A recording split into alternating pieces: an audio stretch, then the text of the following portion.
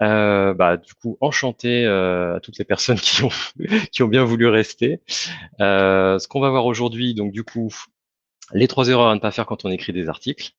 Et je vais vous raconter aussi, pour la petite histoire, comment j'ai failli tuer mon site à force de créer des articles qui étaient pas de bonne qualité au démarrage de mon aventure dans le blog déco, parce que j'ai un blog déco qui s'appelle Fort-Intérieur, qui a démarré début 2012 et où j'ai appris de mes erreurs pendant les premières années du blog. Et c'est ce qui m'a motivé à faire ce live, à organiser ce live, parce que j'ai eu pas mal d'appels avec des gens à qui j'ai envoyé des mails qui me disaient être dans la même situation, de créer beaucoup de contenu, de pas le faire de façon très réfléchie. Et au final, ils accumulent pas mal d'articles sur leur site qui sont pas forcément qualitatifs, qui ne leur amènent pas des visiteurs constamment sur ces articles-là. Et du coup, ils se posent un certain nombre de questions sur le fait de les garder, le fait de les améliorer, de les supprimer, etc. Première chose qu'on va voir ensemble, du coup, les 3 erreurs. Donc le sommaire de cette conférence qui devrait durer 45 minutes, j'espère tenir le timing. Premier point, première erreur, ne pas connaître le panda.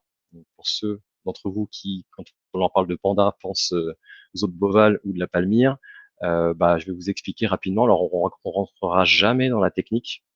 Moi, mon objectif, c'est de démocratiser le référencement naturel, le SEO, de jamais trop parler de technique. Si à un moment donné, j'utilise un jargon, n'hésitez pas à me le dire dans le chat et je vous expliquerai à quoi ça correspond.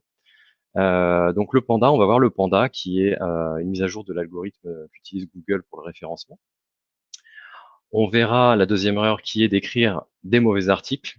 Et si vous le faites comme moi à l'époque entre 2012 et 2015 de façon massive, ça peut avoir des résultats, des conséquences désastreuses pour votre site, pour votre blog, pour votre business en ligne. Et la troisième erreur, c'est de pas corriger le tir. C'est qu'à un moment donné, il y a une prise de conscience qu'il faut avoir et il faut mener des actions correctives pour être bon copain avec Google. Voilà. En bonus, pour ceux qui auront le courage de rester jusqu'au bout en espérant qu'on n'ait pas de problème de technique d'ici là, je vous expliquerai comment vous pouvez détecter sur votre site, sur votre blog, les contenus qui sont de mauvaise qualité. Voilà. Du coup, rentrons dans le vif du sujet. Je vais faire d'abord un premier flashback pour vous reparler un peu de mon aventure dans le SEO, dans le référencement naturel et comment j'ai failli flinguer mon site tout bonnement. Pour la petite histoire, donc du coup, moi, j'ai un blog de déco, fort-intérieur.fr. Pour les amateurs de déco et pour les curieux, n'hésitez pas à aller y faire un tour. Sur ce blog déco que j'ai créé en janvier 2012, j'ai créé un contenu par jour ouvré. C'est-à-dire que par semaine, j'en créais 5, par mois, j'en créais 20. Ouais, je suis fort en calcul mental, vous voyez. Et donc, sur les 3 premières années, 2012-2015, j'ai créé l'équivalent de 780 articles de blog sur de la déco, mais qui n'étaient pas du tout qualitatifs. Je vous en montrerai un juste après, pour les plus curieux d'entre vous, à quoi ça ressemblait les articles que je créais à l'époque. Donc, du coup, première erreur, je ciblais aucun mot-clé lorsque je créais mon article. J'avais pas cette réflexion, je savais pas comment ça fonctionnait le SEO. J'avais aucune structure hiérarchisée dans mon article. Je sais pas pourquoi je regarde ma webcam parce qu'au final vous pouvez pas me voir. Euh, donc j'avais aucune structure hiérarchisée dans mon article. Il y avait très peu de mots dans mon article. Donc si l'article contenait 200 mots grand maximum, c'était génial. Wouhou, j'avais un super article. Et enfin, d'un point de vue référencement, j'avais mis en place aucune optimisation pour plaire à Google. Donc, ce qui faisait que j'avais peu de chances d'être bien référencé et peu de chances du coup d'attirer des visiteurs régulièrement et de façon gratuite. Parce que le référencement naturel, c'est comment attirer de façon organique, de façon naturelle, des gens sur votre article, parce qu'ils vont faire une recherche dans Google sur un sujet, sur une question, et le but c'est d'arriver à capter cet internaute qui a une intention, qu'elle soit informative, achat ou autre, et de le faire venir sur votre article. Et la volonté de Google, encore une fois, on y reviendra dans le slide juste après quand on va parler de Panda, la volonté de Google, c'est de montrer le meilleur résultat possible à votre internaute. Le but de Google, c'est que les internautes se disent, quand j'ai une question, une recherche à faire sur Internet, mon réflexe, c'est d'utiliser Google parce que c'est le moteur de recherche le plus efficace. Donc lui, son job, c'est de retrouver sur le web tous les articles qui parlent de ce sujet-là et de proposer la meilleure solution possible à l'internaute. Ce qui fait que le premier résultat, pour lui, c'est celui qui est le meilleur, le deuxième, le troisième, etc., etc. Donc voilà un peu l'état de l'art de mon blog dans les 3 premières années de sa création. Et successivement, j'ai appris de ces erreurs, je me suis formé, j'ai lu pas mal de livres sur le SEO. Je me suis aussi formé. Il y a beaucoup de gens qui étaient plus avancés que moi qui m'ont aidé et je les en remercie. Euh, et du coup, ce qui fait que généralement l'été, chaque année l'été, quand c'est une période un peu de creux dans le business en ligne, moi je passe du temps à me dire, ok, regarde dans le rétroviseur, regarde tous les articles que tu as produits, regarde les effets, les résultats que ça t'a apporté, et est-ce qu'il y a des choses qui sont à optimiser, à retravailler. Et généralement, tous les 2 ans, il y a une très grosse refonte SEO de mes articles, où j'ai un regard critique. Je me forme aussi pas mal chaque année durant l'été, et je mets en place des nouveaux tests, parce que avoir un business en ligne, c'est aussi tester, échouer, tomber, se relever, et repartir de l'avant. Donc j'ai mis en place pas mal de choses. Il y a des choses qui ont bien marché, des choses qui ont moins marché. Faut pas se leurrer. On vise pas toujours juste du premier coup. Et le constat que j'ai fait, c'est qu'en fait, j'ai perdu énormément de temps du fait d'avoir créé autant d'articles de mauvaise qualité, parce que ces articles, je les créais tous les jours. Je prenais mes images, mon texte, je publiais. Sauf que au final, si j'avais publié peut-être 4, 5 fois moins d'articles et que je m'étais focalisé sur faire de la qualité, les articles que j'aurais produits à cette époque-là, ils m'amèneraient toujours énormément de trafic aujourd'hui, voire de plus en plus année après année. Parce que le référencement, comme j'aime bien le dire, et certains d'entre vous qui sont sur le live avec qui j'ai déjà pu en parler, le référencement, c'est une course de fond, c'est pas un sprint. Et en cela, euh, moi, ce que j'aime bien avec le référencement, c'est qu'on travaille une fois et ça paye X fois dans le temps. C'est-à-dire que je produis un article de qualité qui répond à une intention de mon internaute. Donc, j'écris pas pour Google, hein, j'écris bien pour mon internaute, mais j'optimise suffisamment mon article pour qu'il plaise à Google et Google le soumette à l'internaute comme étant un article qui va répondre à sa question. Et cet article-là, dans le temps, il va se bonifier. C'est comme le bon vin, en fait. Un bon article, dans le temps, il va se bonifier. Alors, quelques fois dans l'année, il faudra le retoucher, l'améliorer parce qu'il y a d'autres sites qui vont produire des contenus de qualité et qui vont vous passer devant. Mais du coup, c'est toujours stimulant parce que il faut faire mieux que celui qui vous a dépassé et apporter encore une réponse plus précise à l'internaute, etc.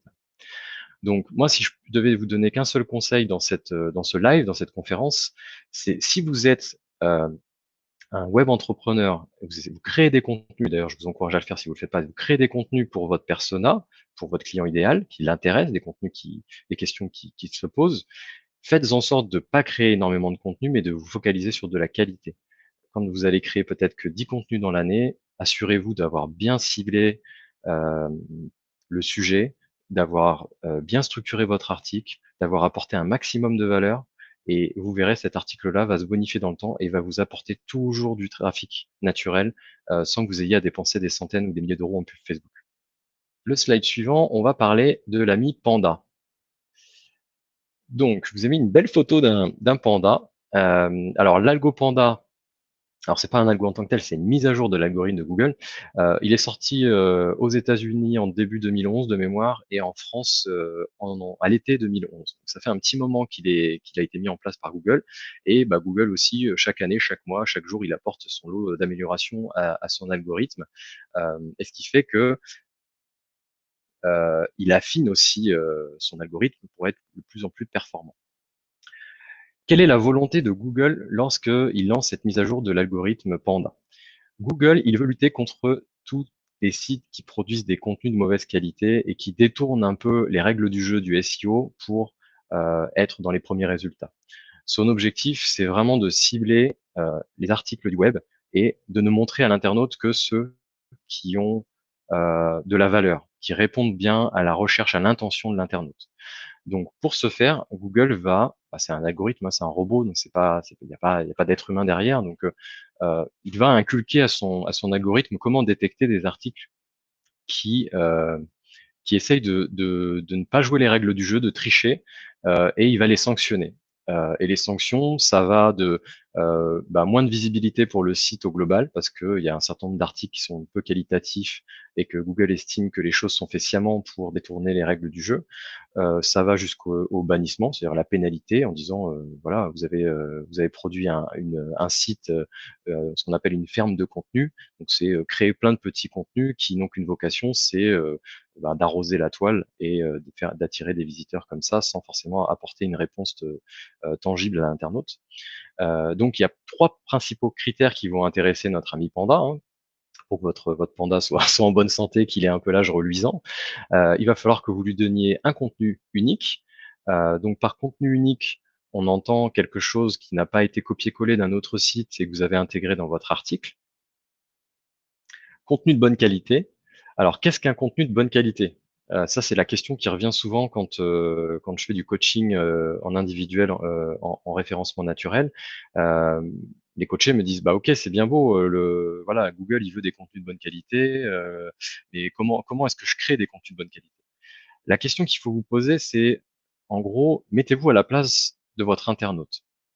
Je sais que par exemple, dans la conférence, il y a Pauline. Pauline, elle a un site sur l'éducation canine. Bon, bah, son client idéal, c'est quelqu'un qui a un chien et son animal de compagnie. Il veut l'éduquer et faire en sorte que cette relation soit équilibrée. Voilà, c'est un certain nombre de préceptes que voilà, son persona, il a un prototype, il a des besoins, il a des pain points, il a des difficultés. Je sais pas moi, faire asseoir son chien, faire en sorte que son chien n'aboie pas, faire en sorte que son chien ne tire pas la laisse et qu'il s'énerve ou qu'il soit, je sais pas moi, quand il voit des enfants, il leur aboie dessus, etc., etc. Bon, désolé, Pauline, je suis pas un expert des animaux de compagnie. J'habite dans un tout petit appartement parisien, donc c'est un peu incompatible. Donc, le contenu de bonne qualité pour le client idéal de Pauline, bah, c'est justement de connaître très bien son persona et de se dire, OK, mon persona, quelles sont les questions qu'il se pose? Et du coup, une fois que j'ai identifié les questions qui se posent, je vais créer un contenu qui répond à toutes ces questions. Alors après, pour ceux qui voudront aller plus loin, on le verra à la fin de la conférence. Moi, j'enseigne du coup comment choisir les bons mots-clés, comment bien structurer un article, comment bien choisir les sous-titres, quelle longueur doit faire l'article, comment intégrer un certain nombre de choses qui vont permettre d'optimiser le contenu. Mais la règle de base, c'est d'essayer de créer le meilleur contenu possible pour votre internaute. C'est vraiment la base. C'est-à-dire que vous pourriez ne jamais prendre, et encore une fois, je dis ça, je me tire une balle dans le pied, mais vous pourriez ne prendre aucun cours de SEO avec aucun coach et ne pas essayer de vous former. Dès lors que votre principale préoccupation quand vous créez un contenu, c'est de bien connaître votre persona et de répondre à un problème qu'il a, bah vous avez tout compris en fait. Après, le reste n'est que de l'optimisation. Et enfin, le dernier point qui n'est pas à négliger outre mesure, mais pour moi, je ne veux pas rentrer trop dans la technique, donc je vais juste vous en parler, mais encore une fois, c'est le cœur du sujet, c'est vraiment de produire un article de contenu. Le dernier point, c'est de faciliter l'expérience utilisateur. Bien évidemment que si votre site, il met 2 minutes à charger une page lorsqu'un internaute tombe dessus depuis une recherche Google, Google va pas vous mettre en avant parce qu'il va estimer que l'expérience utilisateur n'est pas bonne, elle n'est pas optimale. Euh, Après, il y a des signaux que votre article va envoyer à Google, donc des signaux positifs ou des signaux négatifs. Je vous donne un exemple concret. Pauline, qui travaille qui a un business sur de l'éducation canine, rédige un article et le publie sur euh, comment faire une balade en laisse sereinement avec son chien. Donc elle répond à la problématique des gens qui ont un problème avec le chien, la laisse, ils n'arrivent pas à promener leur chien avec une laisse. Si, quand les gens dans Google, page de résultats, voient l'article de Pauline avec le titre et la description. Ils cliquent dessus parce que ça les intrigue, ça les intéresse. Pauline arrive à les faire venir sur son article et que tout de suite les gens s'en vont, le taux de rebond va augmenter. Ça veut dire que les gens vont estimer que l'article ne va pas répondre à leurs attentes. Si en plus le temps passé sur le site, sur l'article est mauvais, alors là, Pauline va envoyer des mauvais indicateurs à Google. Du coup, Google, s'il l'avait positionné 8e sur la recherche comment promener son chien en laisse sereinement, bah, il va se dire, là, quand j'envoie les internautes sur l'article de Pauline, ils s'en vont et ils passent très peu de temps sur la page. Donc c'est que l'article ne répond pas à leurs attentes. Donc il va déclasser progressivement Pauline. Il va faire passer 9e, puis 10e, etc. Donc votre objectif, c'est vraiment ça. En résumant 3 points, un contenu unique, donc pas de ce qu'on appelle le duplicate content, c'est le contenu dupliqué en SEO. Donc là, c'est un peu de jargon pour se la péter. Euh, un contenu de bonne qualité. Donc votre focus, c'est vraiment de répondre au mieux aux attentes de l'internaute. C'est là où là sur le papier, c'est très simple de dire essayer de répondre le mieux aux attentes de l'internaute. C'est pas toujours évident, surtout en fonction des typologies de projets que vous avez et des attentes des internautes. Et des fois, on croit comprendre l'attente de l'internaute et alors qu'on se trompe et l'angle d'attaque n'est pas le bon. Voilà. Et enfin, le dernier, faciliter l'expérience utilisateur. Là-dessus, moi, je vous dirais simplement, optimisez vos images quand vous créez un article sur lequel vous mettez des images. Moi, j'avais un blog de déco, donc je mettais énormément d'images dans mes articles. Donc, il faut optimiser les images pour pas qu'elles ralentissent le temps de chargement. Il y a des choses très simples et très basiques sans rentrer dans la technique, sans avoir à utiliser des outils payants très compliqués à utiliser. Et après, c'est de faciliter l'expérience utilisateur. Est-ce que vous, en tant qu'internaute, vous adorez les sites où il y a des pubs qui flashent de partout? Bah ça, typiquement, l'internaute, il aime pas. Donc Google n'aime pas montrer votre site à un internaute s'il y a trop de pubs. Moi, depuis plusieurs années, j'ai supprimé toutes les publicités de mon site. Il n'y a aucune bannière publicitaire sur mon site. Voilà. Moi, je dis pas qu'il faut tout supprimer, mais il faut se mettre à la place de votre internaute et de se dire, est-ce que quand je propose ça à mon internaute, je lui donne envie de rester sur mon site? Voilà, donc ça c'était pour la première partie. La partie suivante, c'est l'erreur que font beaucoup de gens, moi y compris, dans les premiers temps, c'est écrire des mauvais articles. Donc je vous disais précédemment que j'avais créé beaucoup d'articles de faible qualité, et là typiquement vous en avez l'illustration. Donc voilà le site du blog déco, Fort Intérieur, conseil en décoration intérieure. Et typiquement, à l'époque, je créais beaucoup d'articles de contenu sur des visites d'intérieur qui moi m'inspiraient. Donc je repérais sur les réseaux sociaux, sur les magazines, en ligne, des sites d'architectes. Et je voyais beaucoup d'intérieur parce que je m'intéressais beaucoup à la décoration intérieure. C'est devenu une de mes passions. Et dès qu'il y avait un intérieur qui me sautait aux yeux, je me disais, ouah, cet intérieur, faut que je le publie, etc. Et je rédigeais un petit texte. Donc là, on le voit, c'est un loft à Milan et c'est plusieurs photos du loft en question. Et il y a deux phrases. Voilà. Donc là, si je vous lis, parce que c'est un peu petit. Bienvenue à Milan dans ce loft aérien tout en transparence. J'ai craqué pour la mezzanine et l'ambiance arty de ce loft moderne avec ses murs de briques et ses couleurs pastel par petites touches. Voilà, donc là, typiquement, on est face à un contenu de mauvaise qualité pour les raisons que je vous cite sur la partie gauche. Alors là, toutes les raisons que je vous cite, c'est les raisons qu'on trouve communément sur Internet. Cet article-là, il coche la raison numéro 1. Il y a trop peu de mots dans cet article. On dit que pour référencer un contenu, il faut au minimum 500 à 800 mots, caractères. Bon, après, ça dépend ce que vous verrez sur Internet. Euh, Moi, j'estime que, enfin là, aujourd'hui, sur le blog, on ne crée plus du tout d'articles de moins de 1000 mots. Euh, et la volonté, c'est de créer des articles de plus en plus euh, fournis. Donc, autant vous dire que cet article-là, s'il existe encore, et j'espère qu'il n'existe plus sur le blog, j'ai dû on le verra après, du coup, qu'est-ce qu'il faut faire quand on a ce type d'article. Je fais un petit teasing, il n'existe plus et on n'en crée plus d'articles comme ça sur le blog. Ça, c'était les erreurs que je faisais à mes débuts. Donc, contenu avec trop peu de mots. Deuxième erreur, c'est un contenu qui est pas du tout pertinent pour l'internaute. Et ça vient en fait en amont. C'est-à-dire que j'ai créé ce contenu sans me dire quels mots-clés je vais cibler, à quels besoins des internautes je réponds. Là, en fait, je me suis juste fait plaisir à titre personnel. C'était un blog comme quelqu'un qui tiendrait un journal intime, en fait. C'est un pur cahier d'inspiration. Je pourrais faire ça dans un petit livre à la maison en découpant et en collant les photos des magazines, ça reviendra au même en fait. Je le faisais pour moi. C'était pas conscientisé de le faire pour un internaute qui a une problématique, qui cherche de l'inspiration. Euh, Là, typiquement, si je devais refaire le travail pour ce loft-là, je sais pas, il y a une mezzanine en verre, peut-être qu'il faudrait axer le focus sur quelqu'un qui cherche à créer une mezzanine en verre et lui donner des inspirations, plein d'idées de mezzanine en verre. Donc ça pourrait être un angle d'attaque, par exemple. Et on le voit bien, le titre de l'article, un loft à Milan. Personne cherche dans Google un loft à Milan, ou alors il y a peut-être une personne dans l'année. Donc il y a très peu de chances que des gens qui font une recherche dans Google tombent sur cet article. Et en plus, là, à l'époque, on le voit bien, il n'y a pas de monétisation derrière, il y a aucune notion de qu'est-ce que je vous propose comme service, comme produit. Si vous avez un business en ligne et que vous le professionnalisez, votre but, c'est d'offrir des services, des produits. Voilà, donc on pourra revenir dessus si j'ai un peu de temps à la fin sur quel est le business model de ce site de déco pour que je vous explique un peu plus en détail. Mais voilà, à l'époque, c'est simplement un hobby. Troisième point, contenu truffé de mots-clés. Là, Google, il se dit, quelqu'un ne cherche pas à respecter les règles, il cherche à tricher. Donc, donc là, c'était pas mon cas parce que j'avais même pas une connaissance du SEO. Mais si j'avais fait un article qui contenait que des mots-clés sur le mot-clé que j'avais ciblé, là, j'écris pour le moteur de recherche. Et c'est vraiment la sensation que ça donne. Ça veut dire que l'internaute qui lit votre article, si votre mot-clé c'est loft à Milan et que vous mettez le loft à Milan à toutes les sauces, dans les intertitres, dans les paragraphes, à toutes les phrases, c'est un contenu qui est indigeste pour l'internaute. et donc en plus, il a pas envie de rester et Google se dit: «Non mais là, la personne qui a rédigé ce texte-là, elle l'a fait en essayant de maximiser la présence du mot-clé» et ça, c'est des techniques qui avaient lieu, dans les années 90. Depuis, Google a fait d'énormes progrès et ne se fait plus avoir, de la sorte. Donc ça, c'est vraiment une mauvaise technique à bannir pour ceux qui l'utiliseraient encore et j'espère que c'est pas votre cas. Le quatrième point qui concerne les contenus de mauvaise qualité, j'en ai déjà parlé juste avant, c'est des contenus avec des pubs intempestives. C'est-à-dire que votre site, c'est pas un site internet, c'est un sapin de Noël.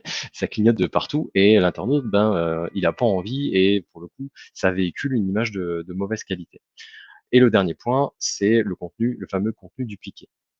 Le premier focus, c'est de se dire, j'ai un esprit critique. Est-ce que je crée aujourd'hui des contenus qui sont qualité, de performants et qui répondent aux besoins de mon internaute? Et est-ce que je suis en capacité, est-ce que je sais faire, est-ce que j'ai la méthode pour créer ces contenus, cibler les bons mots-clés, trouver les bons mots-clés, etc.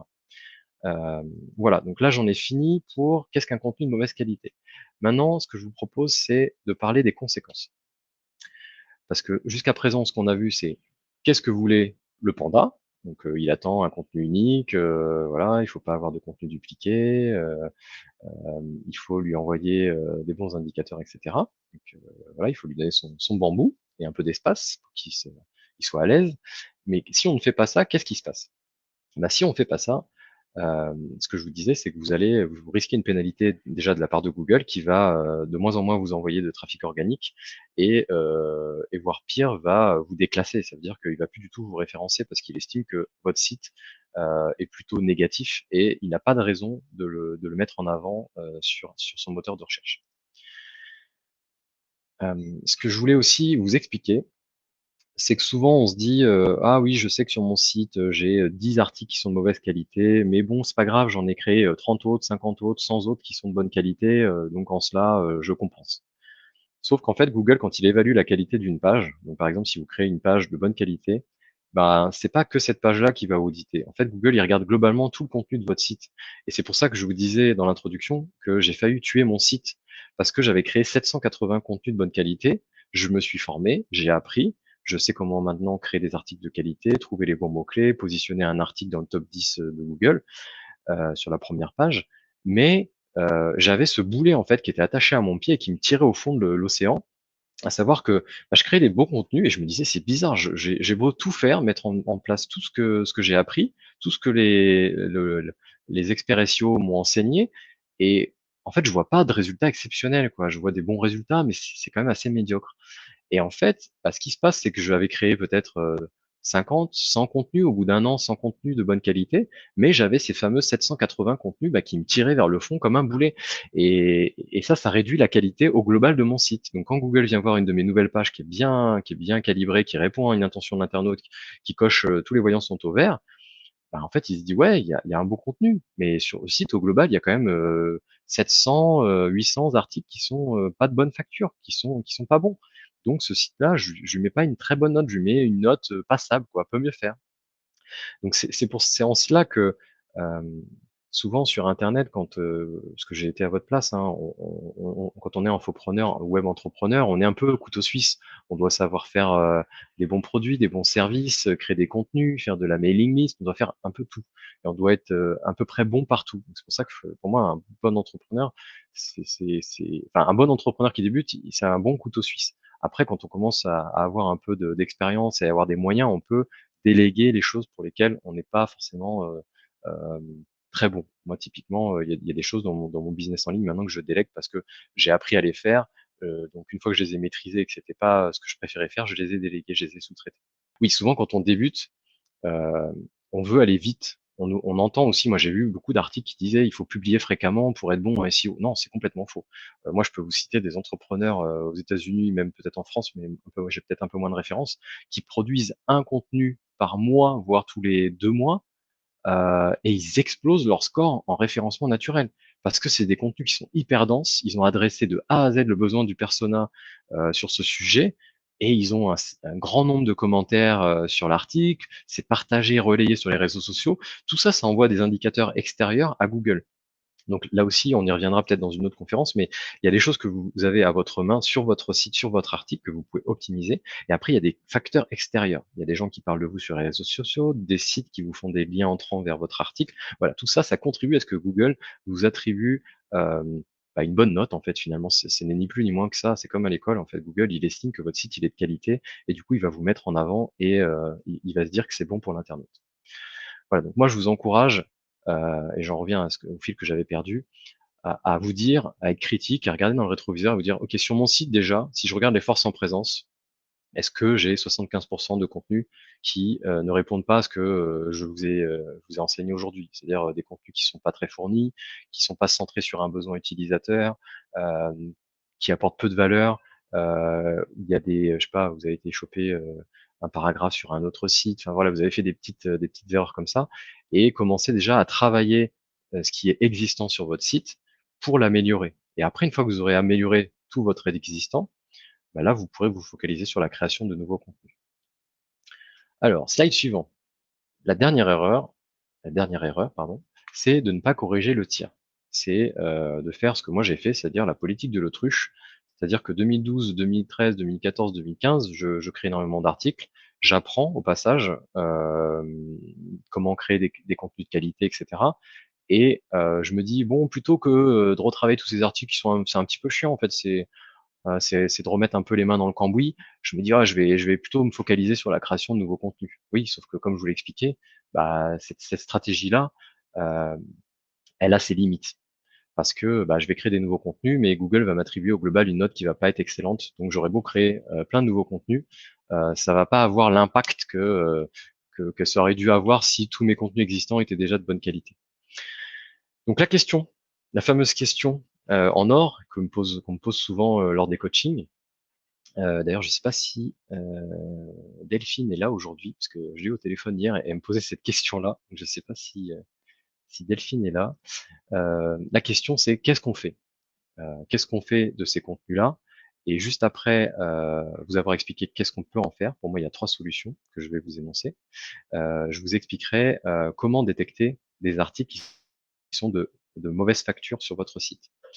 Donc, restez avec nous jusqu'à la fin, s'il vous plaît. Alors, la première chose à faire quand vous avez des contenus qui sont de mauvaise qualité, c'est de les améliorer. Euh, donc première chose, j'améliore. Deuxième chose, une stratégie qui est un peu moins fréquente, qui est un peu moins connue, c'est de fusionner plusieurs articles qui parlent d'un même sujet, sans forcément avoir à créer beaucoup de nouveaux contenus, mais simplement une fusion, une réorganisation, une hiérarchisation de l'information, parfois ça suffit à avoir des résultats étonnants. Et vous le verrez juste après, je vais vous montrer des résultats que j'ai pu obtenir sur des articles qui avaient qui partaient vraiment de rien et en faisant en faisant 3 fois rien, j'ai réussi à augmenter le trafic naturel sur ces articles. Et le dernier point que vous voyez peut-être pas à cause de la fenêtre bleue, c'est je supprime. Voilà, vous voyez la corbeille, donc vous, vous doutez bien que c'est une suppression. Alors, sans plus attendre, quand je vous parle d'amélioration d'articles, voici un cas pratique concret de mon blog déco. Il était une fois donc un article qui s'appelait Pour les amoureux du design suédois. Et cet article, vous le voyez, même l'URL de l'article n'est pas optimisé parce que il n'y a pas de mots-clés dans cet article. Et bon an mal an, cet article, bah, s'était positionné en organique. Donc j'ai eu un coup de chance. Parmi les 780 contenus que j'avais créés, il y en a certains qui se sont positionnés sur des mots-clés, mais sans faire exprès. Ça s'appelle la chance du débutant. Et à droite, je vous montre la courbe avant la mise à jour de l'article, avant l'amélioration. Vous voyez, donc ça doit être janvier, février jusqu'à juin. Donc c'est le nombre de visiteurs. Alors c'est pas organique, il y a tous les visiteurs confondus. Donc il y a visiteurs organiques, réseaux sociaux, trafic direct. Mais bon, la plupart du temps, moi j'ai un trafic à 65-70% qui est organique sur mon site. C'est-à-dire que la totalité des visiteurs qui viennent quotidiennement sur le site, 65-70% d'entre eux viennent depuis une recherche Google. Donc à l'époque, c'est peut-être plus 60%. Mais ce qui veut dire que voilà, il y a en moyenne entre 32 au bout du 6e mois et une centaine de visiteurs sur cet article qui viennent, euh, alors que je ne l'ai pas fait exprès parce que je n'ai pas cherché à me positionner sur un mot-clé. Et du coup, la mise à jour de cet article, c'est assez simple, c'est que j'améliore l'article, je me dis, OK, cet article-là, il est positionné sur le mot-clé déco suédoise. OK, j'ai pas forcément fait exprès, mais du coup, je vais retravailler l'article pour le positionner maintenant, pour faire en sorte qu'il se positionne sur déco suédoise. Donc là, j'ai un certain nombre de savoir-faire, d'outils que j'utilise pour refaire ce travail-là. Et les résultats, bah, c'est la courbe rouge, c'est les 6 mois suivants. Ça veut dire que le mois de juin, je fais 32 visiteurs. Le mois de juillet, après la mise à jour, je passe à 173. Parce que je republie aussi sur la homepage du site l'article, donc ça amène plus de visiteurs. Mais on voit que globalement, le trend, il est supérieur. C'est-à-dire qu'on a une équivalence, en fait, il y a une parallèle qui se crée. Alors que jusqu'à la fin, par exemple, parce que là, en décembre, il y a quand même 111 visiteurs, alors que sur le mois de juin, ça s'infléchissait jusqu'à 32. Voilà. Et juste en bas à gauche, c'est vous montrer le positionnement de cet article une fois la mise à jour effectuée.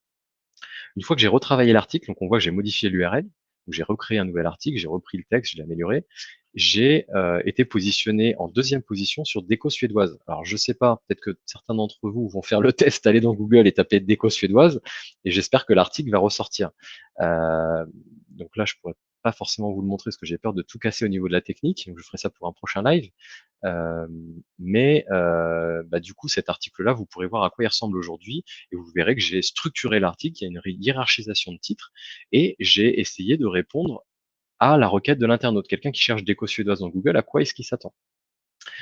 Et donc, j'ai choisi de me positionner sur déco suédoise, et par effet de bord, par effet de ricochet, il y a des effets collatéraux, c'est que Google estime que pour quelqu'un qui recherche le mot-clé intérieur suédois ou déco maison suédoise, cet article peut répondre à son attente. Donc, il m'a positionné huitième et neuvième dans les résultats de recherche sur ces mots-clés. Et à droite, vous avez le volume de recherche. Donc, par exemple, je suis en deuxième position sur un mot-clé déco suédoise qui est recherché 390 fois par mois par des internautes dans Google.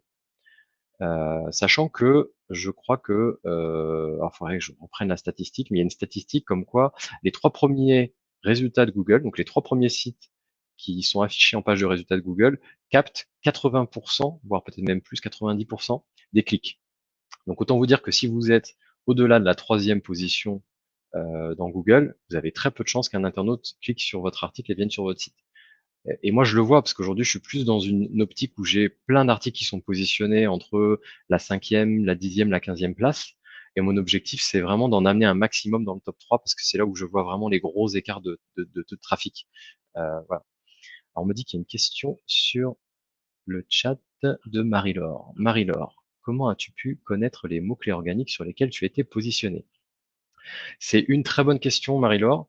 Il y a des outils payants. Donc là, les copies d'écran que je vous fais, c'est des copies d'écran. Par exemple, la copie d'écran qui est en bas à droite, c'est une copie d'écran d'un outil qui s'appelle SEMrush, qui est un outil que tous les experts en référencement naturel utilisent. C'est le produit numéro un. Par contre, vous avez d'autres outils qui sont gratuits et qui vous permettent de savoir sur quel mot-clé vous êtes positionné. Par exemple, la Google Search Console, que vous devez impérativement lier à votre site WordPress, euh, vous permet d'aller voir les statistiques de trafic, à savoir le nombre d'impressions qu'a récolté votre article, quels étaient les mots-clés que les gens avaient tapés dans Google et qui ont fait l'objet d'une impression. Alors une impression, qu'est-ce que c'est? Dans mon cas, par exemple, si on va sur ma Search Console et qu'on regardait l'article pour les amoureux du design suédois, donc l'article que je voulais réécrire, je regardais sur les 12 derniers mois et Google me disait, les gens qui ont fait une recherche sur déco suédoise, Google leur a montré ton article en 15e position.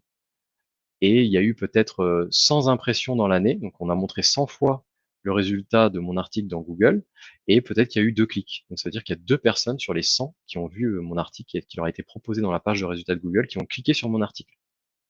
Donc c'est là où je me dis, ah peut-être que j'ai intérêt à améliorer cet article et à le positionner très clairement sur le mot-clé déco suédoise. Comme ça, après, mon article sera plus forcément proposé en huitième position, mais Google va le proposer en deuxième position, c'est ce qu'il a fait.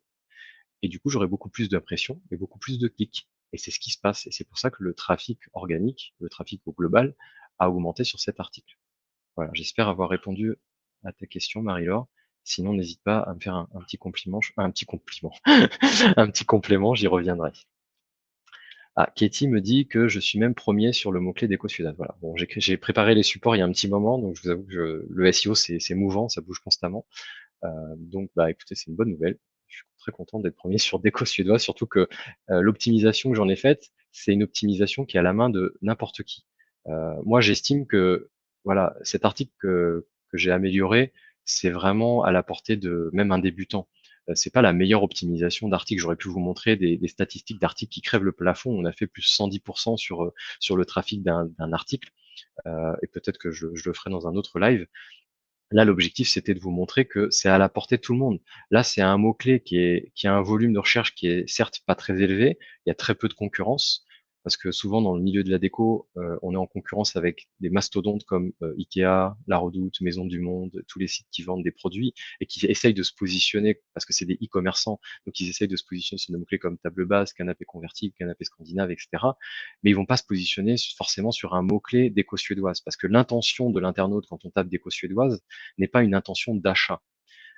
Les e-commerçants ont cette volonté de se positionner sur des mots-clés avec une forte intention d'achat.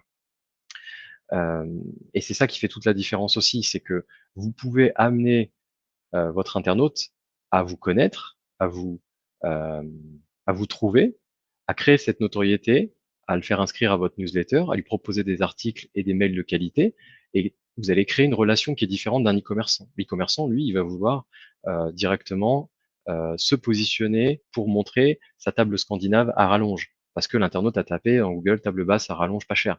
Et du coup, son objectif, c'est convertir quelqu'un qui a une intention, ce qu'on appelle un prospect qui est chaud, il a une intention d'achat dans l'immédiat, il veut acheter.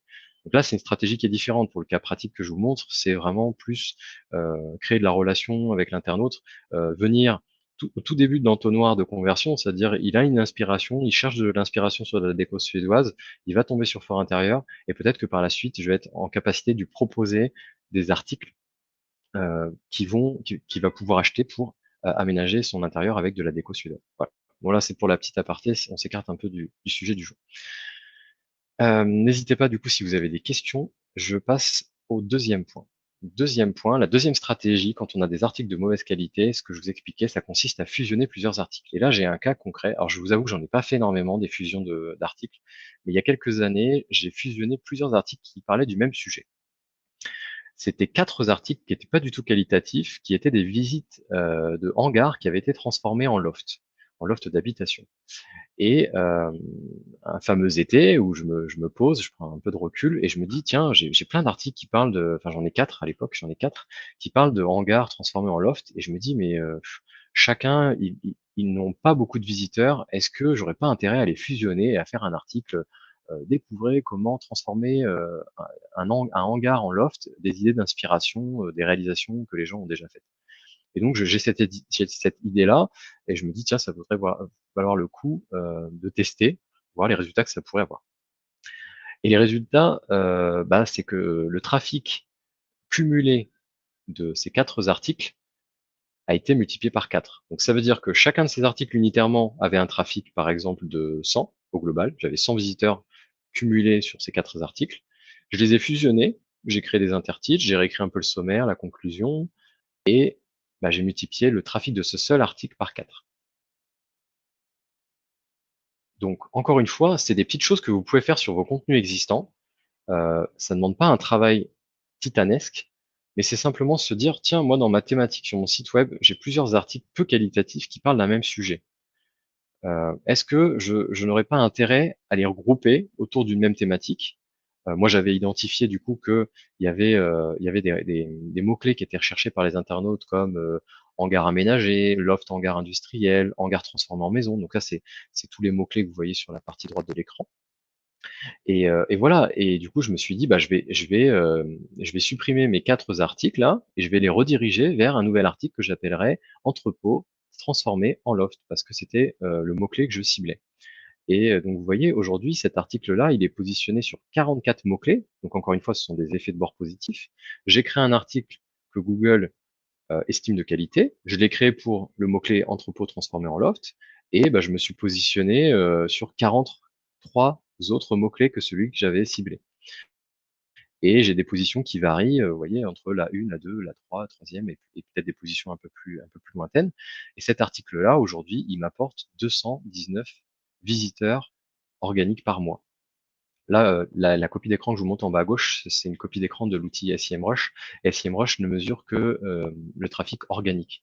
Donc au global, il y a plus de visiteurs que ça qui viennent sur cet article chaque mois sur le blog, mais la partie organique de ces visiteurs, c'est plus de 200 personnes. Voilà, donc c'est pour vous dire, regardez sur votre site, si vous êtes dans ce cas de figure, vous avez la capacité d'identifier plusieurs articles qui sont sur un même sujet, une même thématique. Est-ce que ça a un intérêt pour l'internaute de regrouper ces articles? Et après, si vous voulez aller plus loin, savoir comment cibler le mot-clé, comment créer un article bien structuré qui permet de se positionner comme moi j'ai pu le faire sur cet article-là. Et encore une fois, c'est pas le meilleur article. Et je crois que depuis, j'ai dû enrichir l'article avec des nouveaux lofts parce que j'ai identifié d'autres articles qui étaient pas bons, qui étaient pas de bonne qualité. Et au fil des années, en fait, je viens les greffer à cet article-là. Et petit à petit, le trafic continue d'augmenter parce que je densifie le nombre de lofts que j'ai à proposer à mes lecteurs qui cherchent des exemples de réalisation d'un entrepôt transformé en loft. Et du coup, ils viennent s'inspirer sur cet article-là. Sur la suppression d'articles, une chose à savoir, quand vous améliorez un article, vous avez la possibilité de changer l'URL, comme moi je l'ai fait. Donc si je reviens un peu en arrière, quand j'ai modifié pour les amoureux du design suédois à déco suédoise, en fait, ce que j'ai fait, c'est que j'ai créé un nouveau contenu sur lequel j'ai copié-collé le texte de l'ancien, je l'ai amélioré et je l'ai publié. Par contre, l'ancien article, j'ai fait ce qu'on appelle une redirection permanente, c'est ce qui s'appelle une redirection 301 dans le jargon SEO, pour dire tous les gens qui auraient mis dans leur favori internet, par exemple, l'URL pour les amoureux du design suédois, ils sont redirigés automatiquement par cette redirection 301, par cette redirection permanente, vers le nouvel article que j'ai créé d'éco suédoise. Typiquement, c'est pour éviter de perdre du trafic. Imaginez que quand je crée cet article, mettons en 2012, il y a un autre blog de déco qui trouve cet article génial et qui en parle dans un de ses articles. Il fait un lien, ce qu'on appelle un backlink, un lien entrant vers mon article, vers mon site, pour dire à ses internautes, voilà, je viens de créer un article sur, je sais pas moi, les 10 meubles scandinaves à avoir chez soi. Si vous voulez en savoir plus, j'ai trouvé un article sur le blog Fort Intérieur qui est génial, allez le voir. Et hop, il met le lien. Donc son lien, ça va être Fort Intérieur / pour les amoureux du design suédois. Si moi je supprime cet article, tous les internautes qu'il m'a envoyés jusqu'à présent vont être perdus. Alors que si je mets en place une redirection 301, ces internautes-là qui vont cliquer sur son lien à lui vont arriver sur mon nouvel article. Et du coup, j'aurais pas perdu tous ces visiteurs. Donc ça, c'est quelque chose qui est hyper important quand vous retravaillez des anciens articles, que ce soit pour les améliorer et que vous changez l'URL. Alors c'est pas une obligation, hein, j'aurais très bien pu améliorer l'article existant, mais je sais qu'en SEO, une optimisation consiste à choisir une URL qui contient le mot-clé. Donc j'ai réécrit un nouvel article, j'ai redéfini une nouvelle URL, donc j'ai dû passer par une redirection. Mais ça, je pourrais en parler. Ça fera peut-être l'objet d'un nouveau mail que je vous enverrai, que j'enverrai aux abonnés dans les semaines qui viennent. Pour la fusion, c'est pareil. J'avais quatre articles qui avaient chacune leurs propres URL et que j'ai renvoyé en redirection permanente vers la nouvelle URL que j'ai créée. Donc tous les sites qui parlaient chacun de ces articles-là, ils ont été redirigés automatiquement vers cette nouvelle URL. Donc j'ai pas perdu de visiteur. Et dans le cadre de la suppression, c'est pareil. Moi, j'ai des articles, je me disais, cet article-là, je peux pas l'améliorer parce que il parle d'un sujet qui est, par exemple, je sais pas moi, un peu, qui intéresse pas mon persona. Je l'ai créé, mais au final, ça parle pas à mon persona. Il n'y a pas d'intérêt de l'améliorer. J'ai pas envie de me lancer dans ce sujet-là. Ou parce que j'estimais que quand je faisais une recherche de mots-clés sur cet article-là, qui parlait peut-être, par exemple, le loft à Milan dont je vous ai parlé juste avant, là, l'exemple d'article qui n'était pas du tout qualitatif, celui-ci, je suis sûr que j'ai pas amélioré. Parce qu'il n'y a pas d'intérêt pour mon persona d'aller cibler un mot-clé qui parle de loft à Milan. Ou alors il faudrait que je fasse les 10 plus beaux lofts à Milan. Mais pas sûr qu'il y a des internautes qui cherchent dans Google les plus beaux lofts à Milan. Ils vont peut-être plutôt chercher les 10 plus beaux lofts au monde. Il aurait fallu que je retravaille l'article sous cet angle, mais on part de trop loin, donc autant repartir d'une coquille vide, d'un article neuf. La chose sur laquelle il faut vraiment être très vigilant, et là je vous mets en garde parce que j'ai commis l'erreur aussi, c'est quand vous supprimez un article, il faut toujours penser à faire une redirection permanente, donc une redirection 301, vers l'article qui est le plus proche euh, du sujet dont vous parliez. Donc typiquement, quand j'ai supprimé l'article Loft à Milan, j'ai dû le rediriger vers ma page catégorie des lofts, des visites de loft. Ou peut-être il y avait un loft qui était mieux écrit, une visite de loft qui était bien écrit, et j'ai redirigé les gens du loft à Milan vers cet article-là. Il faut jamais rediriger en masse tous vos articles vers la page d'accueil de votre site. Ça, c'est plutôt vu négativement, d'un œil plutôt négatif par Google. Il faut s'efforcer de faire les choses manuellement, à savoir, je redirige l'internaute vers l'article qui a le plus de sens, qui est le plus proche sémantiquement de celui que je m'apprête à supprimer. Le dernier point, du coup, c'est comment détecter vos articles boulets.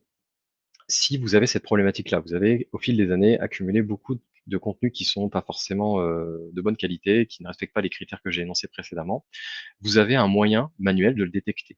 Donc, manuellement, quand vous en avez 780 comme moi, c'est un peu fastidieux, on y passe quelques heures carrées. Et c'est ce que j'ai fait, pour rien vous cacher. J'avais pas connaissance d'une autre façon de le faire, donc bah, qu'est-ce que j'ai fait? Bah, à la mimine, je suis allé sur chacun de mes articles, et puis j'ai identifié dans un tableur Excel tous les articles qui avaient très peu de mots. Donc comme le fameux article Loft à Milan que je vous ai montré tout à l'heure. J'ai regardé après les articles qui n'avaient pas du tout de visite ou très peu de visites. Donc pour ça, je suis allé dans ma console Google Analytics. Je suis allé dans l'onglet comportement, toutes les pages, et j'ai regardé le nombre de visiteurs sur les 30 derniers jours, sur les 3 derniers mois, sur le début de l'année. Alors bien sûr, faut pas prendre en considération les articles que vous venez de créer, parce que s'ils viennent d'être créés, il y a de fortes chances qu'ils n'aient pas encore de trafic organique qui arrive dessus. Mais vous prenez tous les articles que vous avez créés l'année précédente et vous regardez les résultats. Est-ce qu'il y a du monde qui vient voir vos articles? S'il y a personne et que vous vous rendez compte que vos articles ils ont peu de mots, bah, c'est déjà un premier très bon indicateur qu'il s'agit là d'un de vos articles boulés. Après, vous pouvez aller plus dans le détail, mais moi c'est pas ce que je vous recommande parce que c'est pas ce que j'ai fait. Je pense que les deux premiers critères déjà sont suffisamment révélateurs, mais vous pouvez aussi aller regarder dans le détail le taux de rebond. Un taux de rebond élevé associé à une durée de session très courte, ça implique que votre internaute est arrivé sur l'article, il s'est rendu compte que ça répondrait pas à son besoin et il est très rapidement parti. Il faut faire attention à juste à ne pas se focaliser uniquement sur le taux de rebond élevé.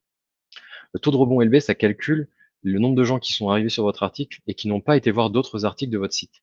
Mais si par exemple vous créez un article complet sur la problématique de l'internaute, donc il tape dans Google comment faire ci, il arrive sur votre article, vous avez 5000 mots avec plein de paragraphes, plein d'images, plein de contenu vidéo. Voilà, la personne elle reste longtemps sur cet article parce que ça répond à ses attentes et après elle s'en va. Bah, vous allez avoir un taux de rebond qui va être élevé, mais pour autant votre durée de session va être élevée. Donc c'est pas un critère négatif. Il faut vraiment regarder les deux. C'est le couple en fait qu'il faut regarder dans son ensemble. Voilà. Si vous voulez aller vous voulez aller plus loin, si vous voulez savoir comment vous pouvez identifier du coup ces articles boulés de façon manuelle. Encore une fois, ce sera pas le cas de tout le monde parce qu'il y a des gens qui auront très peu d'articles. Si vous avez une cinquantaine de contenus sur votre site, vous pouvez très bien vous contenter de de ces premiers indicateurs, peu de mots, pas de visiteurs, un taux de rebond élevé associé à une durée de session très courte. Mais si vous avez comme moi 780 contenus et que vous voulez faire le tri parmi les bons contenus, les moyens et les très mauvais, voir ceux que vous devez améliorer, ceux que vous devez fusionner et ceux que vous devez supprimer, bah, il y a des façons peut-être plus automatisées de le faire. Donc, vous verrez, c'est une petite méthode qui résume un peu comment je m'y prends aujourd'hui quand je dois le faire par rapport au site des gens que je coach pour faire une identification rapide. Euh, voilà, donc c'est pas très compliqué. En plus, vous n'avez pas besoin d'outils payants. Vous devez utiliser simplement votre Google Analytics et votre Google Search Console. Rien qu'avec ça, vous aurez déjà pu identifier un maximum d'articles de mauvaise qualité. Après, si vous voulez aller plus loin, effectivement, oui, il y a d'autres manières de le faire encore plus abouties comme moi je peux le faire. Mais déjà, rien qu'avec en suivant cette méthode-là, vous pourrez identifier assez facilement quels sont les articles qui pêchent et vous devez encore une fois ne pas faire l'erreur de faire la politique de l'autruche. Il faut les retravailler. Voilà, bah écoutez, je vous remercie à tous ceux qui sont restés jusqu'à la fin. J'espère que cette première session, ce premier live vous a plu. N'hésitez pas à me le dire dans les commentaires si vous souhaitez qu'on en fasse d'autres. Si vous avez des préoccupations, des sujets que vous voudriez aborder, n'hésitez pas, c'est toujours très enrichissant. Pour ceux qui sont abonnés, je réponds à tous les emails qu'on m'envoie. Et d'ailleurs, j'essaye d'appeler un maximum de gens. Si vous voulez prendre un rendez-vous pour un appel individuel, je vous mets également le lien. Donc là, c'est le lien pour prendre rendez-vous pour un call individuel. Voilà.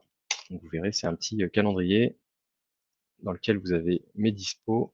On peut prendre rendez-vous. On s'appelle, généralement, ça dure 30-40 minutes. Moi, je peux déjà vous aiguiller. Et puis, si vous voulez aller plus loin, sachez que moi, je vends des formations, notamment une formation là qui vous apprend à identifier les mots-clés qui sont important pour votre business. Donc, ça passe par une étude de vos concurrents, de voir un peu comment sont positionnés vos concurrents, sur quels mots-clés, quel trafic ça leur amène. Il y a des outils aujourd'hui, des outils d'ailleurs que vous pouvez utiliser comme SEMrush en période d'essai. Moi, je vous encourage à créer un compte sur SEMrush. Voilà, vous n'aurez pas accès à toutes les fonctionnalités, mais vous pourrez faire un grand nombre de choses. Moi, je l'ai utilisé pendant enfin, pas pendant de nombreuses années, mais peut-être pendant 2 ans gratuitement. Maintenant, je suis passé à la version professionnelle parce que le SEO, c'est le cœur de mon business aujourd'hui et le cœur du business de mes clients. Donc, je me dois d'avoir un outil comme celui-ci. Mais encore une fois, pour débuter, SEMrush, c'est un très bon outil. Il y a beaucoup de choses. Et moi, je suis toujours étonné durant les coachings de mes clients. Ils ont les yeux écarquillés. Ils me disent, mais je savais pas qu'on pouvait avoir autant d'informations sur les concurrents, de savoir quels mots-clés sur lesquels ils étaient positionnés, que tel article leur apportait tel nombre de visiteurs, qu'ils étaient positionnés sur tel mot-clé, d'où est-ce que les backlinks, donc les liens entrants provenaient. Voilà, enfin, vous pouvez faire énormément de choses rien qu'avec la version gratuite. Et encore une fois, si vous voulez qu'on aille plus loin dans le diagnostic, si vous voulez que je vous explique peut-être en live comment utiliser le PDF que vous allez télécharger sur votre propre site, bah, ça sera avec grand plaisir. Voilà, et du coup, pour revenir à la formation, donc j'explique dans cette formation comment identifier vos concurrents, comment trouver les bons mots-clés pour votre business, comment créer des articles performants, comment mesurer la performance de vos articles. Et avec tout ça, normalement, vous êtes capable de devenir la référence dans votre thématique.